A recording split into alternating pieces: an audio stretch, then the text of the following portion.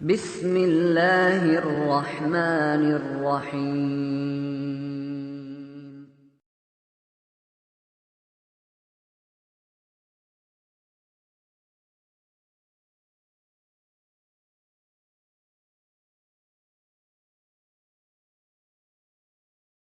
الحمد لله نحمده ونستعينه ونستغفره ونعوذ بالله من شرور أنفسنا ومن سيئات أعمالنا من يهده الله فلا مضل له ومن يضلل فلا هادي له وأشهد أن لا إله إلا الله وحده لا شريك له وأشهد أن محمدًا عبده ورسوله أما بعد فإن خير الحديث كتاب الله وخير الهدي هدي محمد صلى الله عليه وسلم وشر الأمور محدثاتها وكل محدثة بدعة وكل بدعة ضلالة وكل ضلالة في النار أما بعد فأعوذ بالله من الشيطان الرجيم بسم الله الرحمن الرحيم والذين يكنزون الذهب والفضة ولا ينفقونها في سبيل الله فبشرهم بعذاب أليم يوم يحمى عليها في نار جهنم فتقوى بها جباههم وجنوبهم وظهورهم هذا ما كنزتم لأنفسكم فذوقوا ما كنتم تكنزون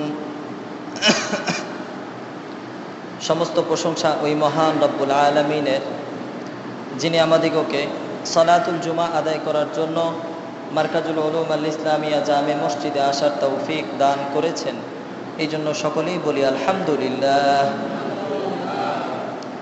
সালাতু সালাম নাজিল হোক প্রিয় নবী মুহাম্মদুর রাসূলুল্লাহ সাল্লাল্লাহু আলাইহি ওয়াসাল্লামের উপর এবং তার মুমিন মুসলিম পরিবার পরিজনদের উপর এবং সাহাবীগণদের উপর। আল্লাহুম্মা সাল্লি আলাইহি আল্লাহুম্মা বারিক আলাইহি। গত সপ্তাহে আমরা আলোচনা করেছিলাম যাকাত সম্পর্কে। যাকাতের বিধান কি, যাকাতের শাব্দিক অর্থ, পারিভাষিক অর্থ, যাকাতের কিছু শর্ত রয়েছে, এমন কিছু আলোচনা হয়েছিল। তো আজকে আলোচনা করব গত জুমায় যে আলোচনা হচ্ছিল তারপর থেকে আলোচনা করব। কিন্তু এর আগেই যাকাতের বিষয়ে একটি আয়াত সূরাতুত তাওবার 35 এবং 34 নম্বর আয়াতকে আমি আবারও স্মরণ করিয়ে দিচ্ছি, যে আল্লাহ তাআলা বলছেন যে ওয়াল্লাযীনা ইয়াকনিজুনা আয-যাহাবা ওয়াল ফিদ্দা, যারা স্বর্ণ এবং রূপাকে জমায় রাখে, পুঞ্জীভূত করে রাখে, ওয়ালা ইউনফিকুনাহা ফি সাবিলিল্লাহ, এবং আল্লাহর রাস্তায় তারা খরচ করে না। স্বর্ণ এবং রূপা পুঞ্জীভূত করে রেখেছে, তারা আল্লাহর রাস্তায় খরচ করে না। আল্লাহ তাআলা রাসূলুল্লাহ সাল্লাল্লাহু আলাইহি ওয়াসাল্লামকে বলছে ফাবাশশিরহুম বিআযাবিন আলীম, হে নবী আপনি তাদেরকে সুসংবাদ দিয়ে দিন, দুঃসংবাদ দিয়ে দিন, যে আযাবুন আলীম, চরম শাস্তি, মর্মান্তিক শাস্তির কথা আপনি তাদেরকে জানিয়ে দিন। তারপরের আয়াতে আল্লাহ তাআলা বলছেন ইয়াউমা ইউহমা আলাইহা ফি নারি জাহান্নাম, যে তারা যে এই স্বর্ণ এবং রৌপ্য পুঞ্জীভূত করে রেখেছে, জমায় রেখেছে, আল্লাহ রাস্তায় তারা যে নিয়ম মতো খরচ করেনি, এই জন্য আল্লাহ তাআলা বলছেন ইয়াউমা ইউহমা আলাইহা ফি নারি জাহান্নাম, জাহান্নামের আগুন দিয়ে ওই জিনিসগুলো পুঞ্জীভূত যারা করে রেখেছিল, যাকাত দেয়নি, ওই জিনিসগুলো, স্বর্ণরৌপ্যগুলো, ওই টাকা পয়সাগুলো, ওই জিনিসগুলো আল্লাহ তাআলা গরম করবেন। গরম করার পর তাদের কপালে, পার্শ্বে এবং পিঠে ছ্যাঁক দিবেন। তো এই আয়াতটি নিয়ে একটু গভীরভাবে চিন্তা করলে বোঝা যায় যে আমরা সাধারণত জানি স্বর্ণ এবং রৌপ্য যদি ছ্যাঁকা দেয়া হয়, গরম করা হয়, তারপরে যদি কারোর শরীরে আঘাত করা হয়, অত্যন্ত কষ্টদায়ক একটি শাস্তি পরিণত হবে। কিন্তু আরেকটি বিষয় আমাদের জানার দরকার, যে বিষয়টি হচ্ছে যে জাহান্নামের আগুন কখনো কোনো জিনিসকে পুড়ে ছাই করে ফেলবে না। কিন্তু দুনিয়ার আগুনে আপনি একটি পৃষ্ঠা বা একটা বই আপনি পুড়িয়ে ফেলুন, দেখবেন কিছুক্ষণ পর এটা ছাই হয়ে গিয়েছে। অস্তিত্ব ছাড়া হয়ে যায়, ধোঁয়ার মাধ্যমে বা জলীয় বাষ্পের মাধ্যমে একেবারে উড়ে যাবে, ছাই হয়ে যাবে। পক্ষান্তরে জাহান্নামে আল্লাহ তাআলা যে মানুষকে শাস্তি দিবেন, সেই শাস্তির কারণে কখনো কোনো মানুষ ছাই রূপে রূপান্তরিত হবে না। আল্লাহ তাআলা শাস্তি দেওয়ার জন্য তাদেরকে বড় এক দেহতে সৃষ্টি করবেন, এবং দুনিয়ার আগুন যেমন ছাই করে ফেলে, জাহান্নামের আগুন কখনো ছায়ে রূপান্তরিত করবে না। এই জন্যই খুব কষ্টদায়ক একটি শাস্তিতে রূপান্তরিত হবে। ছাই হলে এক সময় শেষ হয়ে যেত, কিন্তু যখন জাহান্নামের আগুন এত তীব্র আগুন, এত প্রচন্ড আগুন, তারপরও কোনো জিনিস ছায়ে রূপান্তরিত হচ্ছে না, তো একটু চিন্তা গবেষণা করুন যে কখনো আমরা ছাই হব না, সব সময় সর্বদা পুড়তেই থাকবো। সেই স্বর্ণ রৌপ্য মেটালগুলো আমাদেরকে গরম করে ছ্যাঁক দিতেই থাকবে, কপালের মধ্যে ছ্যাঁকা দেবে। তারপরে তো একটু কল্পনা করুন, একটু চিন্তা ভাবনা করুন যে যাকাত যদি কোনো ব্যক্তি না দেয় তার কি অবস্থা হবে। তো যাই হোক, আলোচনা করছিলাম জাকাত সম্পর্কে, জাকাতের বিধান, জাকাতের শর্তগুলো কি কি, সবগুলো আলোচনা হয়েছে। আজকে যেই জিনিসটি রিপিট করব সেটি হচ্ছে যে আমি বলেছিলাম যে জাকাত দিতে হবে 6 প্রকার মালের। প্রথম হচ্ছে স্বর্ণরৌপ্য, নগদ টাকা, অলংকার, শেয়ার, সিকিউরিটির উপর জাকাত দিতে হবে। এটার আলোচনা চলছিল। তো আলোচনা চলতে চলতে যে জিনিসটা একটু এক কথায় রিপিট করব সেটি হচ্ছে যে বিহিত মুদ্রা বা স্বর্ণরৌপ্য কি পরিমাণ হলে জাকাত দিতে হবে, এক কথায় প্রকাশ করব। রাসূলুল্লাহ সাল্লাল্লাহু আলাইহি ওয়াসাল্লাম বলেছেন 20 মিসকাল বা 20 দিনার যদি স্বর্ণ মুদ্রা হয়, অথবা যদি 200 দিরহাম যদি রৌপ্য মুদ্রা হয়, তাহলে তার জাকাতের নিসাব হয়ে গিয়েছে, এটা বুঝতে হবে। তো এটা এক কথায় প্রকাশ এভাবে করেছিলাম যে, আবারও বলছি, 1 মিসকাল সমান সমান হচ্ছে 4.25 গ্রাম স্বর্ণ আপনি মাপতে পারেন। আর 4.25 এর সাথে আপনার 20-এর সাথে গুণ করলে আপনার দাঁড়াবে 85 গ্রাম। এক কথায় 85 গ্রাম স্বর্ণ মুদ্রা কারো যদি থাকে, স্বর্ণ থাকে, বা 52.5 তোলা, এক কথায় যেটাকে বলেছিলাম 600 গ্রাম রৌপ্য যদি কারো কাছে থাকে, তাহলে তার জাকাত দিতে হবে। এখন কথা হচ্ছে, একটি প্রশ্ন চলেই আসে যে 85 গ্রাম স্বর্ণর যেই দাম আর 600 গ্রাম রৌপ্যের যেই দাম, আকাশ পাতাল ডিফারেন্স। তো এখন মুহাম্মদুর রাসূলুল্লাহ সাল্লাল্লাহু আলাইহি ওয়াসাল্লাম যে বললেন যে যদি 20 মিসকাল বা 20 দিনার, 85 গ্রাম স্বর্ণ অথবা 200 গ্রাম রৌপ্য যদি কারো কাছে উপস্থিত থাকে 1 বছর, সেটা যদি অতিবাহিত হয়, তাহলে জাকাত দিতে হবে। এখানে একটি অথবা আছে।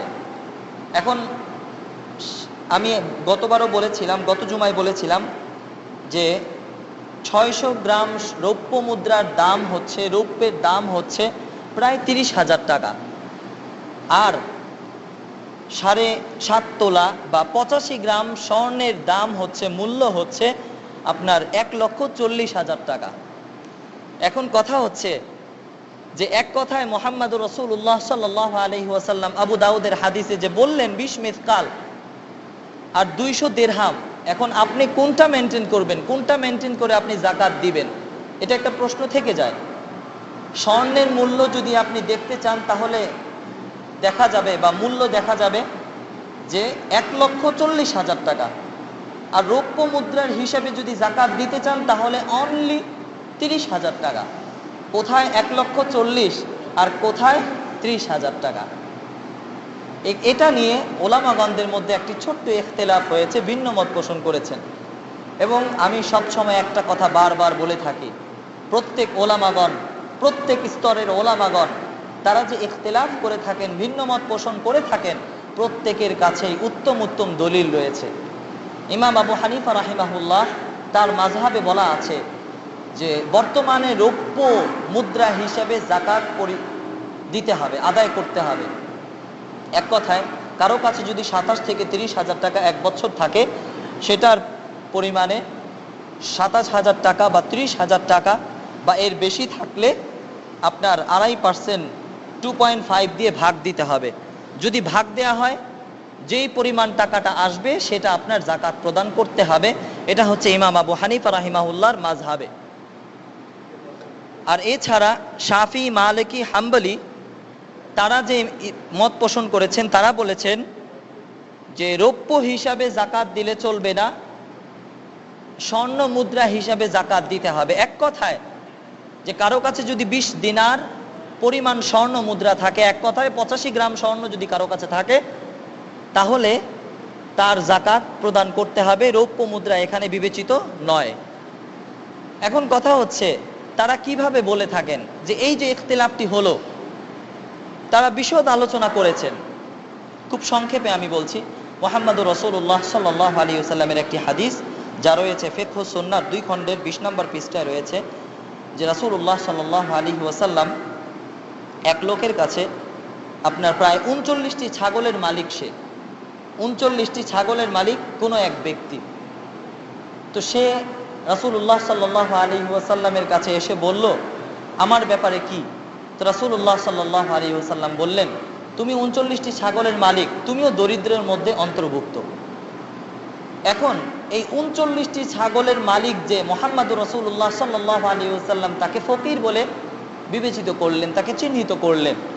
সেই হিসাবে ইমাম মালিক রাহিমাহুল্লাহ, শাফি রাহিমাহুল্লাহ মাযহাব, আবু হানিফা রাহিমাহুল্লাহর মাযহাব ছাড়া অন্য মাযহাবে তারা বলে থাকেন যে স্বর্ণ মুদ্রাই বিবেচিত হবে।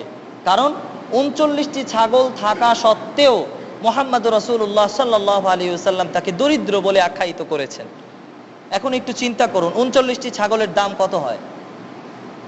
সেই হিসাবে এক প্রকার আলেমগণ বলে থাকেন যে যাকাত দিতে হবে স্বর্ণ মুদ্রা হিসাবে, রৌপ্য মুদ্রা হিসাবে বিবেচিত হবে না। যেহেতু স্বর্ণ মুদ্রা আর রৌপ্য মুদ্রার মাঝে অনেক পার্থক্য হয়ে গিয়েছে, কোথায় 27 থেকে 30,000 টাকা আর কোথায় 1,40,000 টাকা। তো যাই হোক, গত জুমায় আমি বিশদ আলোচনা করেছিলাম মিসকাল কাকে বলে, দিনার কাকে বলে। মিসকালের সমান রূপ আবারও বলছি 4.25 গ্রাম, আর 4.25 গ্রামের সাথে 20 যদি আপনি গুণ দেন 85 গ্রাম হয় স্বর্ণ মুদ্রা। আর ঠিক তেমনি ভাবে আমি হিসাব করে দেখিয়েছিলাম, এবং যাকাত দিতে হবে কিভাবে, 2.5% কোনটার সাথে ভাগ করবেন এটাও আমি বলে দিয়েছিলাম। তো আজকে আলোচনা করলাম যে স্বর্ণের নিসাব প্রযোজ্য হবে নাকি রৌপ্যের নিসাব প্রযোজ্য হবে। এখন কথা হচ্ছে যে এক প্রকার উলামাগণের ইখতিলাফ, ভিন্ন মত কেন করেছেন এটা বললাম, যে 39টি ছাগল থাকা সত্ত্বেও মুহাম্মদুর রাসূলুল্লাহ সাল্লাল্লাহু আলাইহি ওয়াসাল্লাম তাদেরকে গরিব বা ফকির বলে আখ্যায়িত করেছেন।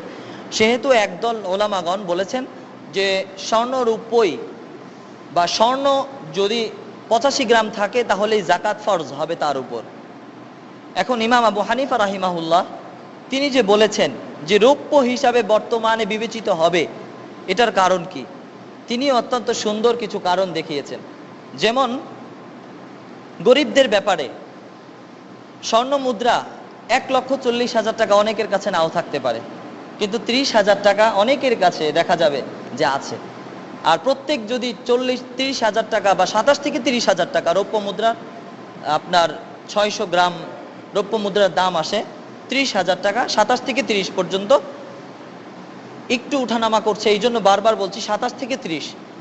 তো কারো কাছে যদি 27 থেকে 30,000 টাকা এক বছর থাকে, এটা স্বাভাবিক, অনেকের কাছে আছে। ইমাম আবু হানিফা রাহিমাহুল্লাহ তিনি এটা এমন বিবেচনা করেছেন যে দরিদ্রদের জন্য খুব সহজ হবে এবং মুসলিমদের জন্য সাদাকা দেওয়া ফরজ হিসাবে খুব তাড়াতাড়ি হয়ে যাবে। সেহেতু তিনি এই বিধান বা রৌপ্য মুদ্রা হিসাবে বিবেচিত হবে, তিনি এই মত পোষণ করেছেন। এছাড়াও আরও কিছু কারণ আছে যা আলোচনা সামনে আসবে, যে ফলাদির বিষয়ে রাসূলুল্লাহ সাল্লাল্লাহু আলাইহি ওয়াসাল্লাম বলেছেন যে খামসাতু আউসুক কাকে বলে, যে প্রায় 25 আপনার গম, 25 মন গম যদি কারো কাছে থাকে, ক্ষেত খামার যদি কেউ করে, তার উপর যাকাত দিতে হবে। কেমন পার্সেন্ট আলোচনা সামনে আসছে। তো 25 মন গম বা এছাড়া 25 মনের দাম হিসাবে যদি আল্লাহ রাসূল সাল্লাল্লাহু আলাইহি ওয়াসাল্লাম ক্ষেত খামারের বিষয়ে যাকাতের কথা বলে থাকেন, তাহলে স্পষ্টভাবে বোঝা যায় যে 25 মনের দাম আর কত আসতে পারে, খুব অল্প। সেই হিসাবে ইমাম আবু হানিফা রাহিমাহুল্লাহ সেই হাদিসের ভিত্তিতে তিনি বলছেন যে রৌপ্য মুদ্রা হিসাবে যাকাত প্রদান করতে হবে। প্রশ্ন ছিল একটা, যে স্বর্ণ মুদ্রা হিসাবে যাকাত দিতে হবে, স্বর্ণ মেপে আমরা 85 গ্রাম স্বর্ণ থাকলে যাকাত দিতে হবে, না 600 গ্রাম রৌপ্য থাকলে যাকাত দিতে হবে? এটার উত্তরে একটু বিস্তারিত দিলাম। তো যাই হোক, বলছিলাম যে এই হচ্ছে প্রশ্ন, যে স্বর্ণের নিসাব প্রযোজ্য হবে না রৌপ্যের নিসাব প্রযোজ্য হবে। ইমাম আবু হানিফা রাহিমাহুল্লাহ তিনি বলেছেন রৌপ্যের নিসাব প্রযোজ্য হবে, আর এছাড়া অন্যান্য ওলামাগণ বলেছেন যে স্বর্ণের বিনিময়ে বা স্বর্ণ মুদ্রা বা স্বর্ণের বিনিময়ে আপনার ওই নিসাবে যাকাত প্রদান করতে হবে। এখন কথা হচ্ছে আরেকটি প্রশ্ন, প্রত্যেকেরই দলিল আমি খুব সংক্ষেপে আপনাদের সামনে উপস্থাপন করার চেষ্টা করেছি। যে এখন আলোচনা করব যে স্বর্ণ বা রৌপ্যের মধ্যে যদি খাত থাকে তাহলে আমরা কিভাবে যাকাত প্রদান করব। এক কথায় খুব সংক্ষেপে বলছি যে কারো কাছে যদি 28 ক্যারেটের স্বর্ণ থাকে তাহলে সে 25% ওজন হিসাবে 25% বাদ দিবে। সাধারণত স্বর্ণ ক্যারেট হয়ে থাকে 25-এর উপরে, সেহেতু আপনার 28 ক্যারেটের যদি কারো স্বর্ণ থাকে তাহলে সে 25% স্বর্ণর ওজন, নেট ওজন থেকে স্বর্ণকে বাদ দিবে। এক কথায় তার 4 রুবো, এক কথায় যে 25% সে বাদ দিতে হবে, নেট ওজন থেকে 25% বাদ দিবে, তারপরে তার যাকাত দিতে হবে। আর কারো কাছে যদি 21 ক্যারেটের স্বর্ণ থাকে তাহলে সে 8 ভাগের 1 ভাগ সে বাদ দিবে, কারণ তার স্বর্ণের মধ্যে খাত রয়েছে, বিধায় সে 8 ভাগের 1 ভাগ বাদ দিবে। কারো কাছে যদি 20 ক্যারেট বা 22 ক্যারেটের স্বর্ণ থাকে তাহলে সে প্রায় 8.25 ভাগ সে বাদ দিবে। তো এটা বললাম যে স্বর্ণ বা রৌপ্যের মধ্যে যদি খাত থাকে তাহলে আমরা কিভাবে যাকাত প্রদান করব, এক কথায় প্রকাশ করলাম। আবারও বলছি, 18 ক্যারেটের ক্ষেত্রে 4 ভাগের 1 ভাগ বাদ দিতে হবে, 21 ক্যারেটের ক্ষেত্রে 8 ভাগের 1 ভাগ, 22 ক্যারেটের ক্ষেত্রে আপনার 8.25 ভাগকে বাদ দিতে হবে। এখন আলোচনা করব যে এক প্রকার আলোচনা হলো যে যাকাত কোন কোন মালের ক্ষেত্রে দিতে হবে। প্রথম হচ্ছে স্বর্ণ, রৌপ্য, নগদ টাকা, অলংকার, শেয়ার এবং সিকিউরিটির উপর যে যাকাত প্রদান করতে হবে, এটার মোটামুটি বিস্তারিত আলোচনা করা হলো। এখন আমরা আরেকটি আলোচনায় যাব, দ্বিতীয় আলোচনায় যাব। সেটি হচ্ছে যে শস্য ও ফলমূলের উপর যাকাত। আমাদের সমাজে আলহামদুলিল্লাহ যে মুদ্রা বা স্বর্ণ রৌপ্যর হিসাবে যাকাতটা অনেকেরই জানা আছে, যে 7.5 তোলা স্বর্ণ, 52.5 তোলা রৌপ্য হলে যাকাত ফরজ, এটা প্রত্যেকেরই জানা আছে আলহামদুলিল্লাহ। আমার মনে হয় বিশেষ করে ঢাকা শহরে অনেকেই দিয়ে থাকে এরকম ভাবে, প্রত্যেকেরই জানা আছে। তা আমরা আরো বিস্তারিতভাবে জানলাম যে 85 গ্রাম আর 600 গ্রাম। আরো এক কথায় জানলাম যে মুদ্রা হিসাবে স্বর্ণ রৌপ্য হিসাবে দাম আসবে 1,35,000 থেকে 40-এর মধ্যে, আর রৌপ্য হিসাবে 27 থেকে 30-এর মধ্যে কারো কাছে যদি থাকে, এমন টাকা 1 বছর অতিবাহিত হয়, যাকাত প্রদান করতে হবে। এখন দ্বিতীয় যে আরেকটি বিষয় আলোচনা করব সেটা হচ্ছে যে শস্য ও ফলমূলের উপর যাকাত প্রদান করতে হবে। এটা আমাদের সমাজে একেবারে নাই বললেই চলে। আমাদের সমাজে মনে করে থাকে যে শুধুমাত্র যাকাত প্রদান করতে হবে স্বর্ণ রৌপ্য দিলে, আর যদি নগদ মুদ্রা থাকে, বিভিন্ন ডলার রিয়াল থাকে, তাহলে এটার উপর মনে হয় যাকাত দিতে হবে। শস্য এবং ফলমূলের ক্ষেত্রে যে কি দিতে হবে যাকাত, কতটুকু পরিমাণ, এটা আমাদের সমাজে একেবারেই প্রচলনে নাই। মাঝে মাঝে আমাকে এমন মানুষ প্রশ্ন করে যে আল্লাহু আকবার, আমি খুব অবাক হয়ে যাই। এই জন্য খুব গুরুত্ব সহকারে আমাদের প্রত্যেকেরই শ্রবণ করা চাই এবং মাসালাগুলো হল করা চাই, জানা চাই। এ সম্পর্কে প্রথমেই কোরআনুল কারীমের একটি আয়াত, সূরাতুল বাকারার 267 নম্বর আয়াতে আল্লাহ তাআলা বলছেন, ইয়া আইয়ুহাল্লাযীনা আমানু আনফিকু মিন তাইয়্যিবাতি মা কাসাবতুম ওয়া মিম্মা আখরাজনা লাকুম মিনাল আরদ ওয়া লা তায়াম্মামুল খাবিসা মিনহু তুনফিকুন। আল্লাহ তাআলা বলছেন, ইয়া আইয়ুহাল্লাযীনা আমানু, হে মুমিনগণ, আনফিকু মিন তাইয়্যিবাতি মা কাসাবতুম, তোমরা তা খরচ করো যা তোমরা উপার্জন করো তোমাদের নিজের হাতে। তারপরে আল্লাহ তাআলা বলছেন, যা উপার্জন করো তোমাদের নিজের হাতে তা থেকে তোমরা উত্তম জিনিস খরচ করো। এছাড়াও আল্লাহ তাআলা আরো বলছেন, ওয়া মিম্মা আখরাজনা লাকুম মিনাল আরদ, এবং আল্লাহ তাআলা ভূমি হইতে তোমাদের জন্য উৎপাদন যা করে থাকেন, চাই সেটা তোমরা নিজেদের হাতে উপার্জন করো বা আল্লাহ তাআলা বৃষ্টির মাধ্যমে, ঝর্ণার মাধ্যমে তোমাদেরকে ফসল উৎপন্ন করান, যেটাই হোক আল্লাহ তাআলা এখানে আদেশ করছেন যে আনফিকু, তোমরা খরচ করো, মিন তাইয়্যিবাত, উত্তম জিনিস আল্লাহর রাস্তায় তোমরা আনফিকু খরচ করো। তারপরে আল্লাহ তাআলা বলছেন, যা আমাদের সমাজে প্রচলনে আছে, বহুত করে থাকি, সাদাকার বিষয়ে আমরা আসলেই মনে করে থাকি যে আমার কাছে যে জিনিসটা অপছন্দ, পচা, সেই জিনিসটা আমরা দান করার জন্য আগ্রহ হয়ে থাকি। এই জন্য মসজিদে দেখা যায় যত ছিঁড়া ফাটা টাকাগুলো সব মসজিদে আসে। তো যাই হোক, বলছিলাম যে আল্লাহ তাআলা এটাই নিষিদ্ধ করছেন, ওয়ালা তায়াম্মামুল খাবিসা মিনহু তুনফিকুন, খবরদার উহা নিকৃষ্ট বস্তু তোমরা আল্লাহর রাস্তায় কখনো ব্যয় করার সংকল্প করো না, ইচ্ছা পোষণ করো না। আল্লাহ তাআলার বাণী, মুহাম্মদুর রাসূলুল্লাহ সাল্লাল্লাহু আলাইহি ওয়াসাল্লাম বলছেন না, মহান আল্লাহ বলছেন। তাও সূরাতুল বাকারার 267 নম্বর আয়াতে আল্লাহ তাআলা স্পষ্টভাবে বলছেন, আনফিকু মিন তাইয়্যিবাত, তোমরা আল্লাহর রাস্তায় খরচ করো ভালো জিনিস যা তোমরা উপার্জন করো, বা আল্লাহ তোমাদেরকে যা বৃষ্টির মাধ্যমে, ঝর্ণার মাধ্যমে যা দান করে থাকেন। ভাব অর্থ করছি। তারপরে আল্লাহ বলছেন, খবরদার উহার নিকৃষ্ট বস্তু তোমরা কখনো আল্লাহর রাস্তায় খরচ করার সংকল্প বা ইচ্ছা পোষণ করো না। আল্লাহ তাআলা এভাবেই নিষেধ করছেন। এই আয়াত দ্বারা স্পষ্টভাবে বুঝে আসছে যে শস্য, ফল এবং অন্যান্য ক্ষেত খামারের ক্ষেত্রে যাকাত প্রদান করা কার আদেশ? আল্লাহর আদেশ। আল্লাহ বলছেন আনফিকু, খরচ করো। কোত্থেকে? মিন তাইয়্যিবাতি মা কাসাবতুম, স্বর্ণ, রৌপ্য, মুদ্রা, এগুলো উপার্জন মাটি থেকে করা যায় না। ওয়া মিম্মা আখরাজনা লাকুম মিনাল আরদ, আল্লাহ তাআলা জমিন থেকে এগুলো বের করেন না। এই জন্য স্পষ্টভাবে বোঝা যায় যদি যাকাত দিতে হবে, ফল এবং অন্যান্য শস্যের ক্ষেত্রেও যাকাত প্রদান করতে হবে। আরেকটি হাদিস আরো স্পষ্টভাবে বোঝা যায়, আব্দুল্লাহ ইবনে ওমর রাদিয়াল্লাহু আনহুমা থেকে বর্ণিত, আনিন নবী সাল্লাল্লাহু আলাইহি ওয়াসাল্লাম قال فيما سقط السماء والعيون أو كان عشريا العشر وما سقي بالنضغ نصف العشر। সহিহ বুখারীর হাদিস। রাসূলুল্লাহ সাল্লাল্লাহু আলাইহি ওয়াসাল্লাম বলছেন যে বৃষ্টি বা ঝর্ণার মাধ্যমে কোনো ক্ষেত খামারে যদি প্রচুর শস্য হয়, অথবা যন্ত্রপাতির সাহায্যে কোনো ব্যক্তি যদি সেচ বা ক্ষেত খামারের অনেক কিছু উৎপন্ন করে, এখানে আল্লাহ রাসূল সাল্লাল্লাহু আলাইহি ওয়াসাল্লাম স্পষ্টভাবে বলে দিচ্ছেন যে সাকাতিস সামা ওয়াল উয়ুন, যদি আল্লাহ যদি উৎপন্ন করে থাকেন, কিভাবে? ঝর্ণার মাধ্যমে বা বৃষ্টির মাধ্যমে একটা ফসলে আপনার ক্ষেত খামার হলো, অনেক শস্য ফল হলো।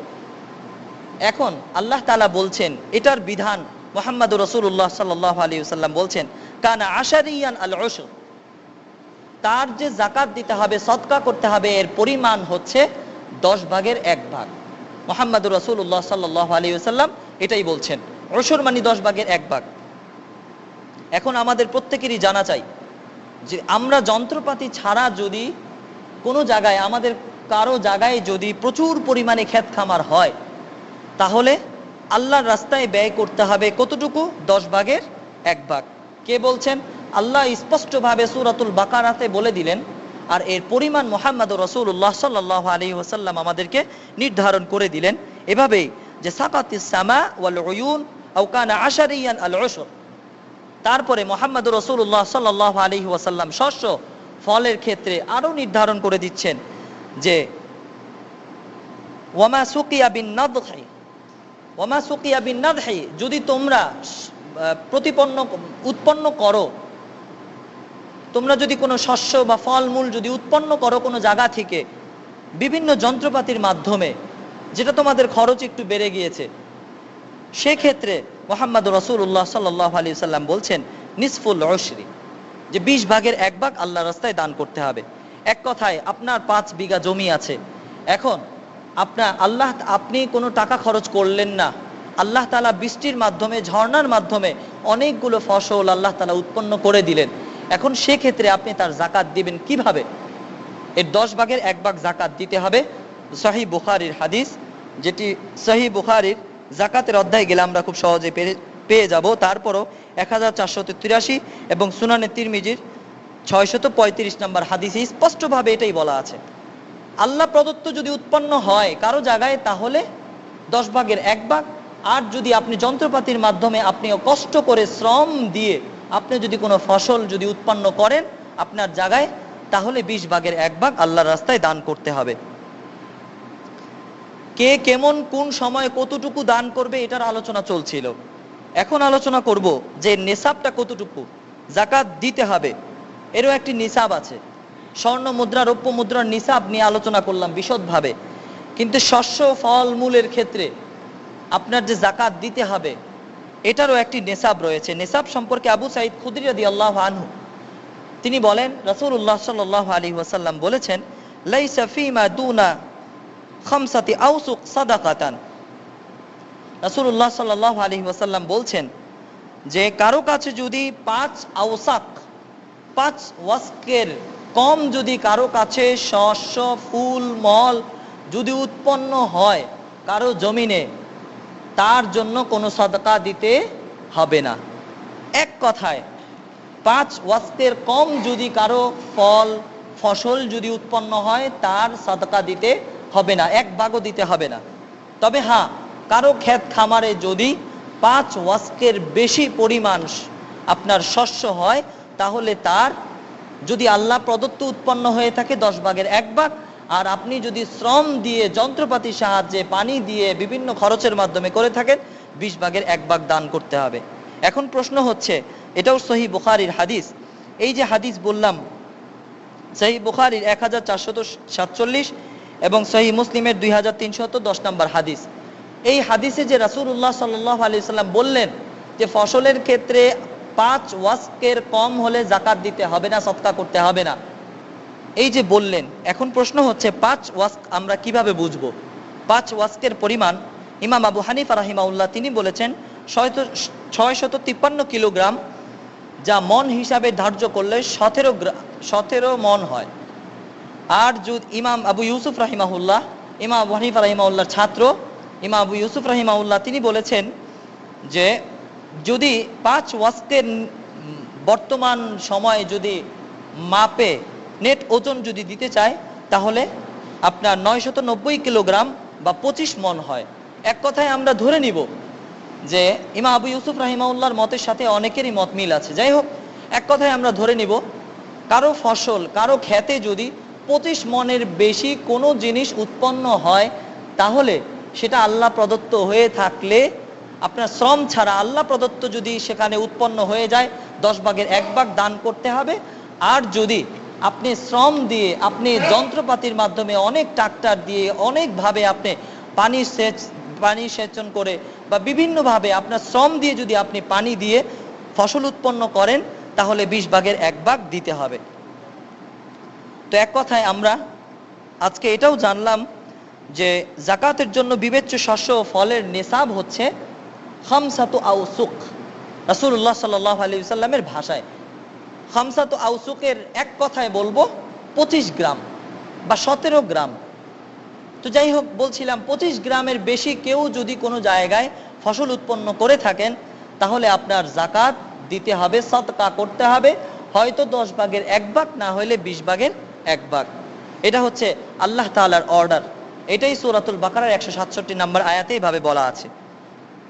এখন কথা হচ্ছে, আমরা জানলাম যে শস্য ফলমূলের উপর জাকাত দিতে হবে, আল্লাহ তাআলার অর্ডার আছে, আল্লাহ আদেশ আছে।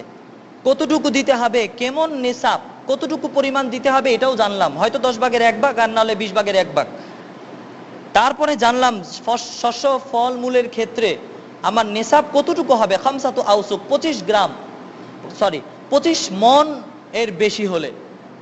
এখন কথা হচ্ছে, এখন আরেকটি বিষয় আমাদের জানতে হবে যে শস্য ফলের উপর জাকাত যে প্রদান করতে হবে, এটা 1 বছর অতিবাহিত হওয়া জরুরি নয়। যেমন আমরা আলোচনা করেছিলাম, স্বর্ণ রৌপ্য বা নগদ টাকা আপনার কাছে 1 বছর পূর্ণাঙ্গ 1 বছর চন্দ্র বছর হিসাবে আপনার কাছে 1 বছর অতিবাহিত হতে হবে। এবং পূর্ণাঙ্গভাবে আপনার মালিকানায় থাকতে হবে, এমন কিছু শর্ত সাপেক্ষে আমরা আলোচনা করেছিলাম। কিন্তু শস্য ও ফলের উপর যে আপনি যে যাকাত দিবেন, এটা 1 বছর থাকা জরুরি নয়। খুব ভালোভাবে জানা চাই যে এইটার যাকাত দিতে হবে নেসাব কতটুকু, খামসাত আউসুক, কতটুকু পরিমাণ দিতে হবে, হয়তো 10 ভাগের 1 ভাগ, 20 ভাগের 1 ভাগ। কে অর্ডার করেছেন? আল্লাহ অর্ডার করেছেন সূরাতুল বাকারার 167 নম্বর আয়াত, সূরাতুল বাকারার 267 নম্বর আয়াত। এখন কথা হচ্ছে শস্য ও ফলের উপর যাকাত কখন আদায় করতে হবে, এটার মিকদার, এটার পরিমাণ কতটুকু, এর পরিমাণ আল্লাহ তাআলা এটা বলছেন, ওয়া আতু হাক্কাহু ইয়াউমা হাসাদি। আল্লাহ তাআলা স্পষ্টভাবে সূরাতুল আনআমের 141 নম্বর আয়াতে বলছেন যে ওয়া আতু হাক্কাহু ইয়াউমা হাসাদি, ওয়া আতু, তোমরা ফসল তোমরা দান করো, হাক্কাহু, তার হক তোমরা দিয়ে দাও, মানুষকে দান করে দাও, ইয়াউমা হাসাদি, যেই দিন তোমরা ফসলকে তুলবে।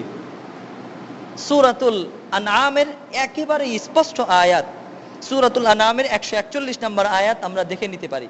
সেখানে স্পষ্টভাবে বলা হচ্ছে, কোনো অস্পষ্টতার কোনো কারণ নেই। এখানে আল্লাহ তাআলা বলছেন যে ওয়া আতু হাক্কাহু ইয়াউমা হাসাদি, যেদিন তোমরা ফসল উৎপন্ন হয়েছে আলহামদুলিল্লাহ, চাই সেটা বৃষ্টির মাধ্যমে, ঝর্ণার মাধ্যমে হোক বা তোমাদের শ্রমের মাধ্যমে হোক, এখন 5 আউসাক বা 5 ওয়াসকের বেশি হয়েছে, এখন তোমাদের করণীয় হচ্ছে যে তোমরা যেদিন ফসলটাকে তুলে ফেলবে সেদিনই বিক্রির জন্য বা চাই খাওয়ার জন্য, তোমরা যেদিন ফসলটাকে তুলে ফেলবে সেই দিন তোমরা তা আল্লাহর রাস্তায় যাকাত হিসাবে দান করে দাও। আবারও বলছি সূরাতুল আনআমের 141 নম্বর আয়াত। আমাদের সমাজে এই মাসালাগুলো একেবারেই জানা নেই।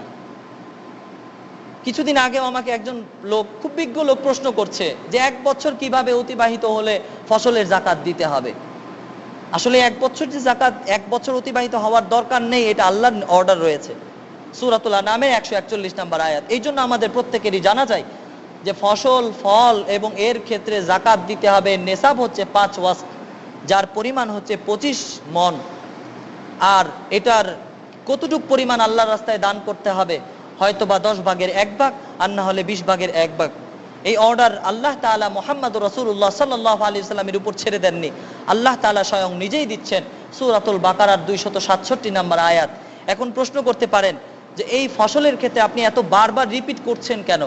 বারবার রিপিট করার একটাই অর্থ যে ফসল এবং ফলের ক্ষেত্রে অত্যন্ত জিনিস, আলহামদুলিল্লাহ আমাদের উর্বর মাটি বাংলাদেশে অনেক কিছু উৎপাদিত হচ্ছে, কিন্তু আমরা এই ব্যাপারে একেবারেই যাকাত দিচ্ছি না। আমাদের জানাই নাই কতটুকু নেসাব, কতটুকু দিতে হবে, কখন দিতে হবে, 1 বছর অতিবাহিত হতে হবে কিনা। এই জন্য বারবার আমি আলোচনা করছিলাম। তো যাই হোক, তারপরে তো এখন আলোচনা করলাম যে শস্য ফলের উপর যাকাত কখন আদায় করতে হবে। যখন আমরা শস্য বা ফল উৎপন্ন হয়ে গেছে আলহামদুলিল্লাহ, যখন তুলে ফেলবো তখনই আমাদের ভাগ নির্ধারণ করে যাকাত দিয়ে দিতে হবে। এটাই আল্লাহর অর্ডার। এখন হচ্ছে আলোচনা করব আরেকটি বিষয়, যে শস্য ফলের উপর আনুমানিক যাকাত নির্ণয় করা যাবে কিনা। অনেক সময় অনুমান করে যাকাত দেয়া হয়। এখন অনুমানের ক্ষেত্রে আমরা সব জায়গায় বিশেষজ্ঞ লোক চাই, সেই হিসাবে অনুমান করতে গেলেও বিশেষজ্ঞ লোক লাগবে। জায়গার মালিক কিন্তু তার পরিমাপ বা অনুমানে নেই যে কত মন যাকাত বা কত মন হয়েছে। অনেকেই দেখেই বলে দিতে পারে, আন্দাজ করে বলে দিতে পারে যে এত পরিমাণ বা এত মন গম হয়েছে, এই পরিমাণ আপনার 10 ভাগের 1 ভাগ বা 20 ভাগের 1 ভাগ স্পষ্ট হয়ে যাবে। এখন এখানে প্রশ্ন হচ্ছে যে শস্য ফলের উপর আমি যে অনুমান করে যাকাত দিতে পারবো কিনা। হ্যাঁ, যাকাত দিতে পারবো, তবে শর্ত হচ্ছে যে বিজ্ঞ লোক এই অনুমানটা করতে হবে। অনভিজ্ঞ লোক অনুমান করলে আল্লাহর সাথে তিরস্কার করা হবে, ফাইজলামি করা হবে। এই জন্য আমরা বিজ্ঞ লোকের মাধ্যমে আমরা অনুমান করে দিয়ে দিতে পারি যাকাতটা। তবে একটা কথা প্রত্যেকেরই জানা চাই যে অনুমান করা যাবে প্রত্যেকটি জিনিসের উপর, তবে খেজুর এবং কিশমিশ এর জন্য আলাদা। কারণ খেজুর আর কিশমিশ এটা যখন শুকায়, ফোকাহা ওলামাগণ, মুহাদ্দিসিন ওলামাগণ তারা বলেছেন যে খেজুর এবং মিসকিনের ব্যাপারে এটা অনুমান করে বিক্রি করা যাবে না। কারণ এটা ভেজার সময় আপনার বেশি ওজন হবে বেশি, আর আপনার শুকিয়ে গেলে ওজন হবে কম। তো এই জন্য এই দুটোর ব্যাপারে কথা আছে দুটোর ব্যাপারে বলেছে, কিসমিস এবং খেজুরের ব্যাপারে তারা ওলামাগণ বলেছেন যারা এগুলো আমরা অনুমান করে বিক্রি বা অনুমান করে জাকাত আমরা দিব না। তো যাই হোক, বলছিলাম শস্য ফলের উপর আনুমানিক জাকাত নির্ণয় করা যাবে কিনা। শর্ত বললাম দুটো, যে বিজ্ঞ লোক অনুমান করতে হবে এবং খেজুর এবং মিসকিন কিসমিস ছাড়া আপনার অনুমান করা যাবে। এখন আরেকটি বিষয় আমরা জানবো, শস্য ও ফলের যে অংশের উপর জাকাত ফরজ হবে না এমন কিছু অংশ আছে। যেমন মনে করেন ফল কাঁচা থাকা অবস্থাতেই মালিক খেয়ে ফেললো বা কাউকে দান করে দিল বা কেউ নিয়ে নিল, এটার উপর আপনার জাকাত আসবে না। অথবা ফল বা ফসলের কিছু অংশ চাষের কারণে কিছু অংশ নষ্ট হয়ে গেল, এগুলোর উপর জাকাত আসবে না। অথবা পথচারীরা যেতে যেতে কিছু চিন্তা করলো যে কিছু জিনিস নিয়ে যাই, আপনার উপর ওগুলোর ওজন নিয়ে আপনার জাকাত প্রদান করতে হবে না। আবারও বলছি, শস্য ফলের সেই অংশের উপর জাকাত প্রদান করতে হবে না, এগুলো জাকাতের অংশ থেকে বাহিরে। যেমন যে কোনো মানুষ খেয়ে ফেললো, মালিক আগে ভাগে খেয়ে ফেললো কাঁচা থাকা অবস্থায়, পাকা অবস্থায় না, কাঁচা অবস্থায় মালিক খেয়ে ফেললো, পথচারীরা নিয়ে গেল, বা চাষাবাদের কারণে কিছু জিনিস, চাষাবাদের কারণে চাষ করার কারণে বা শ্রম দেওয়ার কারণে কিছু জিনিস নষ্ট হয়ে গেল, ওগুলো বাদ হিসাবে গণ্য হবে। তো যাই হোক, বলছিলাম যে শস্য ও ফলের ক্ষেত্রে আমরা জাকাত দিব, যে এর অর্ডার আল্লাহ করেছেন সূরাতুল বাকারা 267 নম্বর আয়াত। কতটুকু পরিমাণ দিল, কতটুকু পরিমাণ আল্লাহ রাসূল সাল্লাল্লাহু আলাইহি সাল্লাম দিতে বাধ্য করেছেন, 10 ভাগের 1 ভাগ বা 20 ভাগের 1 ভাগ। এর নেসাব কতটুকু? নেসাব হচ্ছে 25 মনের বেশি হলে আপনার জাকাত দিতে হবে, 25 মনের কম হলে জাকাত দিতে হবে না। একটু ইখতিলাফ রয়েছে। এখন আপনারা যদি মনে করেন যে ঠিক আছে, বেঁচে থাকার জন্য 17 মন হিসাবে বিবেচনা করব, আলহামদুলিল্লাহ, আরো ভালো। তারপরে বলছিলাম এটা 1 বছর অতিবাহিত হতে হবে কিনা। প্রত্যেকটি জিনিস 1 বছর, পূর্ণাঙ্গ 1 বছর, চন্দ্র মাস হিসাবে, ইংরেজি মাস হিসাবে না, চন্দ্রের মাস হিসাবে 1 বছর পরিপূর্ণ হতে হবে। তবে ফসল এবং ফলমূলের ক্ষেত্রে এটা ভিন্ন।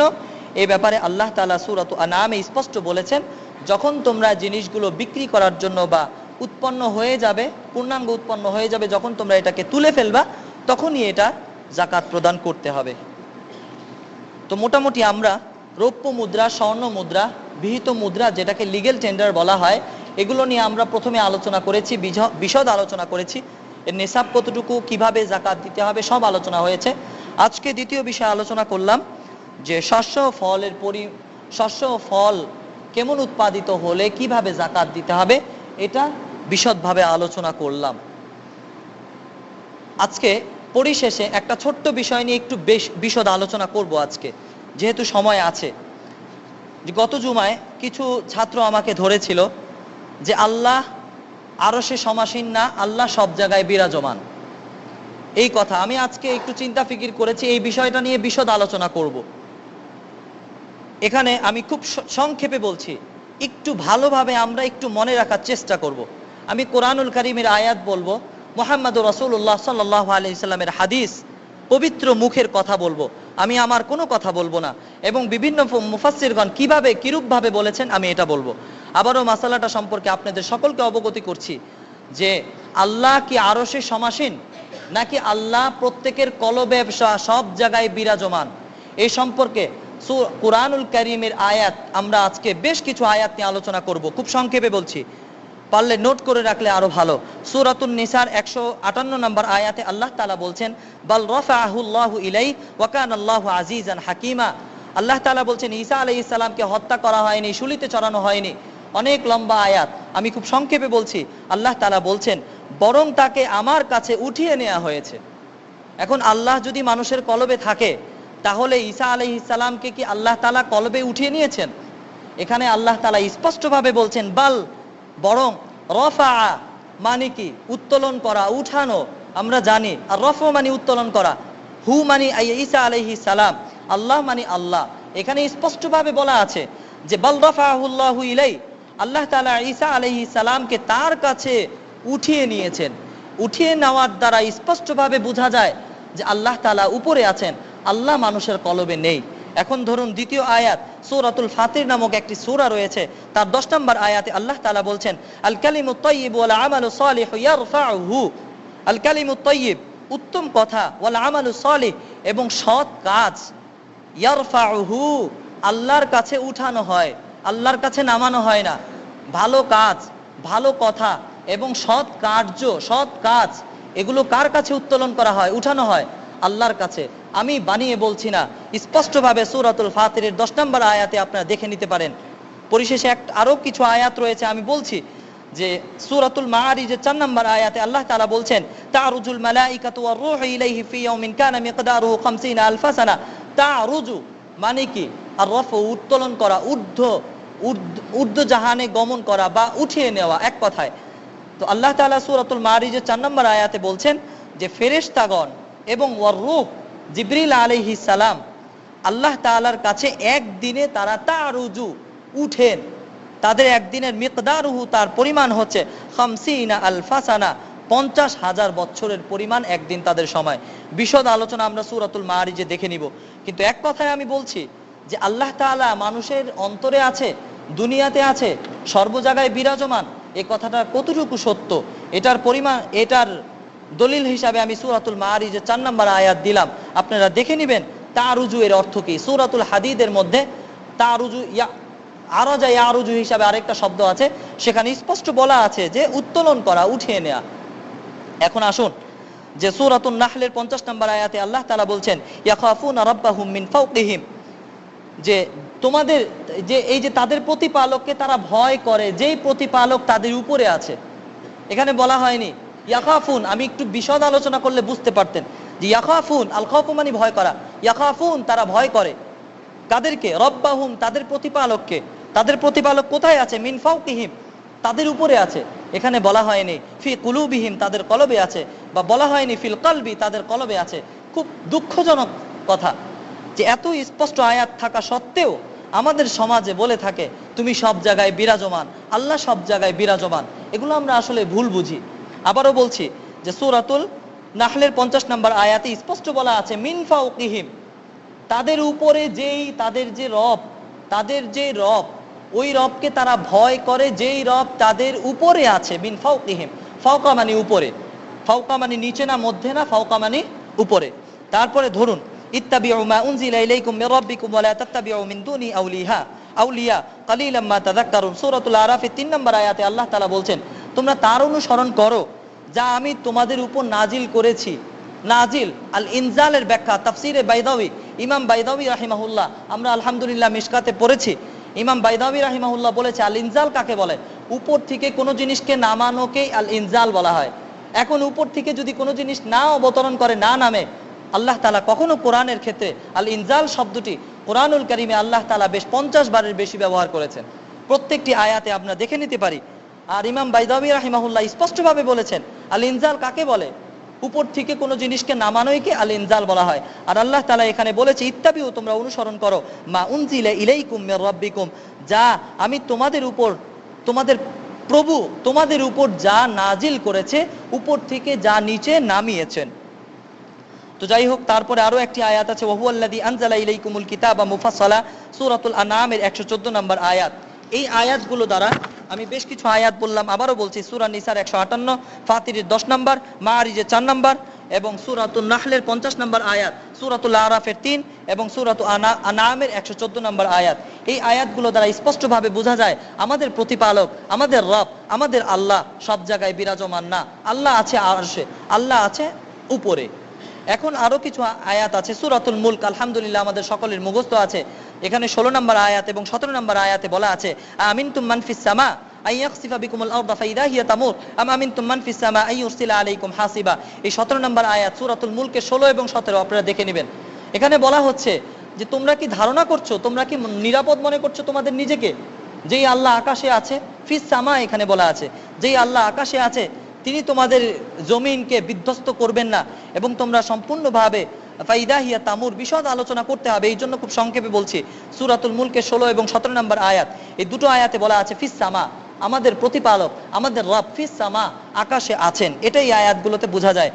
এখন ধরুন আরো স্পষ্ট আয়াত সূরাতুত তাহার 5 নম্বর আয়াতে বলা আছে আর রহমানু আলাল আরশি ইস্তাওয়া, রহমান আল্লাহ ছাড়া কারো নাম দেয়া বৈধ নয়।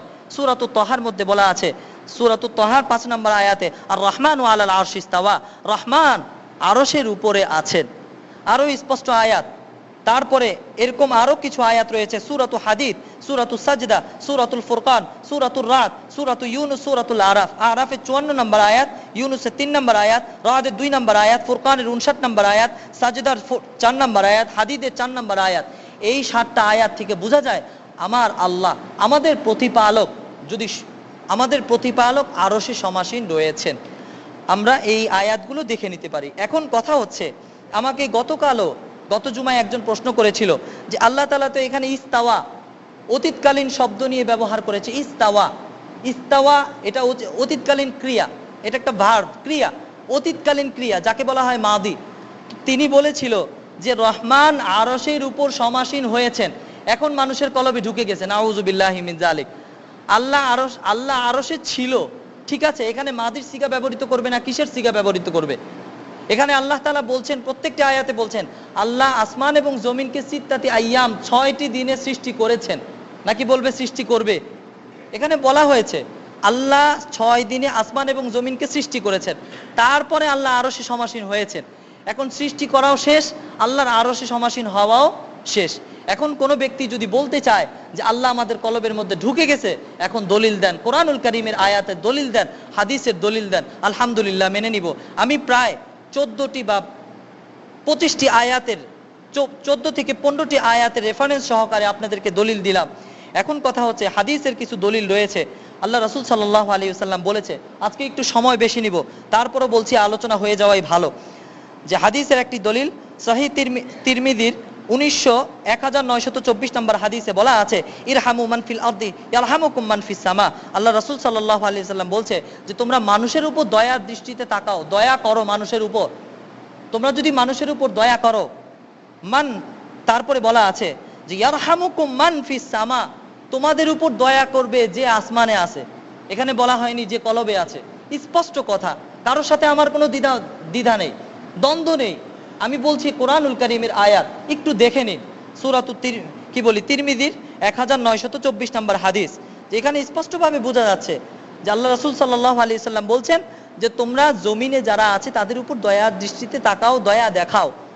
তবে হ্যাঁ, তোমরা যদি মানুষের উপর দয়ার দৃষ্টিতে দেখো, দয়া দেখাও মানুষের প্রতি, তাহলে যিনি আসমানে আছে, ফিস সামা, যিনি আসমানে আছে, তিনি তোমাদের উপর দয়া দেখাবেন। আরেকটি হাদিস শুনুন, আরেকটি হাদিসে একবার, খুব লম্বা হাদিস, এক দাসী, কোনো এক সাহাবী এক দাসীকে খুব চরমভাবে একটা চটকানা মেরে দিলেন, সকাকতুহা সক্কাতান। তারপরে রাসূলুল্লাহ সাল্লাল্লাহু আলাইহি ওয়াসাল্লাম খুব রাগ হয়ে গেলেন। ফাআযযামা যালিকা আলাইয়া রাসূলুল্লাহ সাল্লাল্লাহু আলাইহি ওয়াসাল্লাম, আল্লাহ রাসূল সাল্লাল্লাহু আলাইহি ওয়াসাল্লাম রাগ হয়ে গেলেন। রাগ হয়ে বললেন, হে অমুক সাহাবী, সাহাবীর নাম হচ্ছে মুআবিয়া ইবনে আল হিকাম আস-সুলামি। তিনি বলছেন, হে অমুক সাহাবী, তুমি যে এই যে চরমভাবে একটা চটকানা মারলা, তুমি যে তাকে থাপ্পড় মারলা, আল্লাহ রাসূলের অনেক আঘাত করেছে। আল্লাহ রাসূল বলছে, আফালাউতে কোহা, তুমি কি তাকে দান করে দিতে পারো না? তুমি কি তারে আজাদ করে দিতে পারো না? এই যে চরমভাবে চটকানা যে দিলা, এটা তোমার ঠিক হয়নি, এখন তুমি দান করে দিতে পারো না? তো এই সাহাবী বলছে, অবশ্যই ইয়া রাসূলুল্লাহ, আমি দান করে দিতে পারি। এখন রাসূলুল্লাহ সাল্লাল্লাহু আলাইহি সাল্লাম বললেন, ইতিনি বিহা, তুমি তাকে আমার কাছে নিয়ে আসো, আমি একটু দেখি তুমি যাকে আজাদ করবা, এই যে ভালো একটি কাজ, তুমি দাসীকে আজাদ করবা, এখন সে মুসলিম না কাফের, একটু আমি নির্ণয় করি, পরীক্ষা করি। আল্লাহ রাসূল সাল্লাল্লাহু আলাইহি সাল্লাম পরীক্ষা করছিলেন। আল্লাহু আকবার, একটু শুনুন, যে তাকে প্রশ্ন করছিলেন, আইন আল্লাহ, আল্লাহ কোথায়? ওই দাসী বলেছিল, ফিস সামা, আল্লাহ হচ্ছে আসমানে। ওই দাসী বলেনি আল্লাহ কলবে, ওই দাসী বলেনি আল্লাহ সর্ব জায়গায় বিরাজমান। এটা হচ্ছে হিন্দুদের আকীদা, যত কল্লা তত আল্লাহ। হিন্দুদের আকীদা হচ্ছে যে কোনো একটা কল্লা দাঁড় করান, আল্লাহ মাফ করুক, যে কোনো একটা কল্লা দাঁড় করাবেন সেখানে আল্লাহ হয়ে যাবে, কারণ তাদের আল্লাহ একটা নয়, হাজার হাজার। এখন আপনি যদি সব জায়গায় বিরাজমান করতে চান আর প্রত্যেক কলবের মধ্যে আল্লাহকে ঢুকাই দিতে চান, তাহলে আমার কলব, আপনার কলব, কোটি কোটি কলব, আর কোটি কোটি কলবের মধ্যে কোটি কোটি সত্তা থাকাও অসম্ভব। এখানেই আল্লাহ তাআলা বলেছেন, কুল হু আল্লাহু আহাদ, হে নবী আপনি বলুন আল্লাহু আহাদ, আল্লাহ ইসনাইন নয়, আল্লাহ সালাসা নয়, আল্লাহ আরবা নয়, এটা কোনো মুসলিমদের বিশ্বাস নয়। এখন কথা হচ্ছে যে এই দাসীর ব্যাপারে আল্লাহ রাসূল সাল্লাল্লাহু আলাইহি ওয়াসাল্লাম বলছেন যে পরীক্ষা করছে, মুমিন, তুমি মুমিন কিনা পরীক্ষা করছে। আইনাল্লাহ, আল্লাহ কোথায়? বলছে আল্লাহ ফিস সামা, আল্লাহ হচ্ছে আসমানে। দ্বিতীয় প্রশ্ন, মান আনা, আমি কে হে দাসী? তারপরে ওই দাসী বলছে, আনতা রাসূলুল্লাহ সাল্লাল্লাহু আলাইহি ওয়াসাল্লাম, আপনি হচ্ছেন মুহাম্মদুর রাসূলুল্লাহ সাল্লাল্লাহু আলাইহি ওয়াসাল্লাম। এই দুটো প্রশ্নের উত্তর দেওয়ার কারণে মুহাম্মদ রাসূলুল্লাহ সাল্লাল্লাহু আলাইহি ওয়াসাল্লাম বলছেন আতিকাহা, হে মুআবিয়া ইবনে আল হিকাম সুলামি, তুমি তাকে আজাদ করে দাও। কেন? ফাইন্নাহা মুমিনা, কেননা সে মুমিনা। একটু চিন্তা করুন, দুটো প্রশ্ন করলো, এতে স্পষ্টভাবে বোঝা গেল সে একজন মুমিনা। এখন এরকম আরো অনেক হাদিস রয়েছে, আরো দুটো হাদিস বলবো। আবু হুরায়রা রাদিয়াল্লাহু তাআলা আনহু বলছেন, ইয়ানজিলু রাব্বুনা তাবারাকা ওয়া তাআলা কুল্লা লাইলাতিন ইলা সামাঈ দুনিয়া হিনা ইয়াবকা সুলুসুল আখির। আমরা প্রত্যেকের জানা আছে আমাদের সহিহ বুখারীর 1045 নম্বর হাদিস। আবু হুরায়রা রাদিয়াল্লাহু তাআলা বলছে যে রাসূলুল্লাহ সাল্লাল্লাহু আলাইহি সাল্লাম বলেছেন যে আল্লাহ তাআলা প্রত্যেক রাত্রিতে দুনিয়ার আসমানে অবতীর্ণ করেন, আসেন, নামেন। এখন আল্লাহ তাআলা যদি মানুষের কলবে থাকে তো দুনিয়ার আসমানে যেতে হলে উঠতে হবে, নামলে কখনো চলবে না। বা সব জায়গায় যদি বিরাজমান থাকে তাহলে আল্লাহ এখানে ইয়ানজিলু বললে চলবে না, বলতে হবে ইয়ারফাউ। এখন এখানে কথা হচ্ছে যে এখানে বলা আছে ইয়ানজিলু রব্বুনা, আমাদের রব ইয়ানজিলু অবতীর্ণ হন, নামেন, তাবারাকা ওয়া তাআলা কুল্লা লাইলাতিন, প্রত্যেক রাত্রিতে, ইলা সামাঈ দুনিয়া, দুনিয়ার আকাশে। দুনিয়ার আকাশে কি করেন? দুনিয়ার আকাশে এসে ডাকতে থাকেন শেষ রাতে। সুলুসুল লাইল বলা আছে যে শেষ রাতে ডাকতে থাকেন যে মান ইয়াদউনি, কে আছো আমাকে ডাকবে, আমি তার সাড়া দিব। এমন সহিহ বুখারীর এই হাদিসটি রয়েছে। এই হাদিস দ্বারা স্পষ্টভাবে বোঝা যায় আল্লাহ তাআলা কোনো জায়গা থেকে তিনি অবতীর্ণ হন, নামেন। তিনি মানুষের কলবে থাকলে উঠার কথা ছিল, তিনি নামেন কেন? তারপরে বলা আছে আরেকটি হাদিস, পরিশেষে একটি হাদিস বলে শেষ করব। সহিহ বুখারীর ৭৪২২ নম্বর হাদিস। এই হাদিসে বলা আছে ইন্নাল্লাহা লাম্মা কাদাল খালকা কাতাবা ইনদাহু ফাওকা আরশিহি। আল্লাহ তাআলা, রাসূল সাল্লাল্লাহু আলাইহি সাল্লাম বলছেন, আবু হুরায়রা থেকে বর্ণিত, ইন্নাল্লাহ লাম্মা কাদাল খালকা, যখন আল্লাহ তাআলা মানুষকে বা সমস্ত জিনিসকে সৃষ্টি করা শেষ করে দিলেন, কাতাবা ইনদাহু ফাওকা আরশিহি, আরশের উপর আল্লাহ তাআলা তার কাছে একটা জিনিস লিখলেন। স্পষ্টভাবে দেখুন, এতক্ষণ কোরআনের আয়াত দিয়ে রেফারেন্স দিচ্ছিলাম, এখন পরিশেষে বলছি বুখারীর ৭৪২২ নম্বর হাদিসে বলা আছে যে আল্লাহ তাআলা, ইন্নাল্লাহা, নিশ্চয়ই আল্লাহ, লাম্মা কাদাল খালকা, যখন সমস্ত সৃষ্টিকে আল্লাহ তাআলা সৃষ্টি করা শেষ করলেন, সৃষ্টি করে দিলেন, কাতাবা ইনদাহু, তিনি লিখলেন, ইনদাহু, তার কাছে। তার কাছে কোথায়? স্পষ্টভাবে বলে দিচ্ছেন ফাওকা আরশিহি, তার আরশের উপরে। কি লিখেছেন? ইন্না রাহমাতি সাবাকাত গাযাবি, যে নিশ্চয়ই আমার দয়া আমার গজব থেকে অগ্রসর হয়েছে। এক কথায় আমার গজব থেকে, আমার রাগ থেকে আমার দয়া অত্যন্ত বেশি।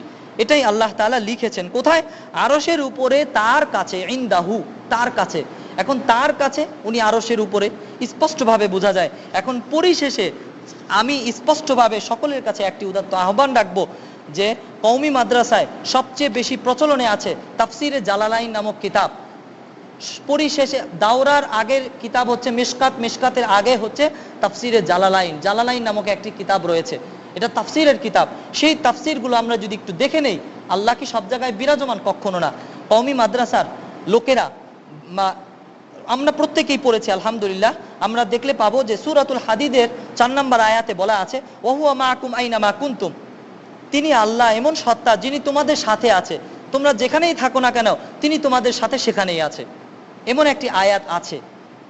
এখন কথা হচ্ছে এখানে আরো শাব্দিক অর্থ করছি আমি। সূরাতুল হাদিদের ৪ নম্বর আয়াত, সূরাতুল হাদিদ নামক একটি সূরা রয়েছে, তার ৪ নম্বর আয়াতে আল্লাহ তাআলা বলছেন ওয়াহুয়া, তিনি আল্লাহ, মাআকুম, তোমাদের সাথে আছে, আইনামা কুনতুম, তোমরা যেখানেই থাকো না কেন তিনি তোমাদের সাথে আছে। এখন এই আয়াত পরে মানুষকে বিভ্রান্ত করে যে এই আয়াতে বলা হচ্ছে আল্লাহ তো সব জায়গায় আছে, তোমাদের সাথে আছে।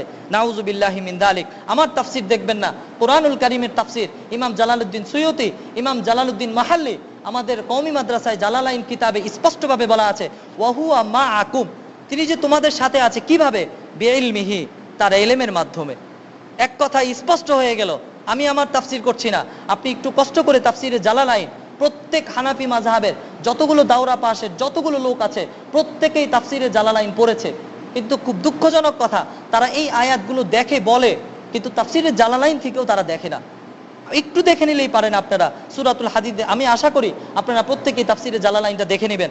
তারা সূরাতুল হাদিদে ৪ নম্বর আয়াত দিয়ে দলিল দিয়ে বলে যে আল্লাহ তো সব জায়গায় তোমাদের সাথে আছে এবং তোমরা যেখানেই থাকো আল্লাহ তোমাদের সাথে আছে। এই আয়াতের ব্যাখ্যায় ওহুয়া মাআকুমের পরে ইমাম জালালউদ্দিন রাহিমাহুল্লাহ, সুয়ুতি বলুন আর মাহাল্লি বলুন, প্রত্যেকের আকীদা একই ছিল।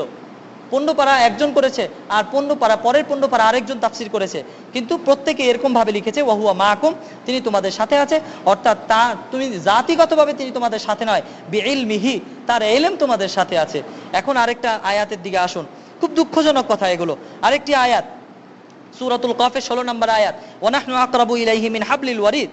আল্লাহ তাআলা বলছেন যে অবশ্যই আমি তোমাদের যে গলার যে শাহরগ রয়েছে এই শাহরগের চেয়েও নিকটবর্তী।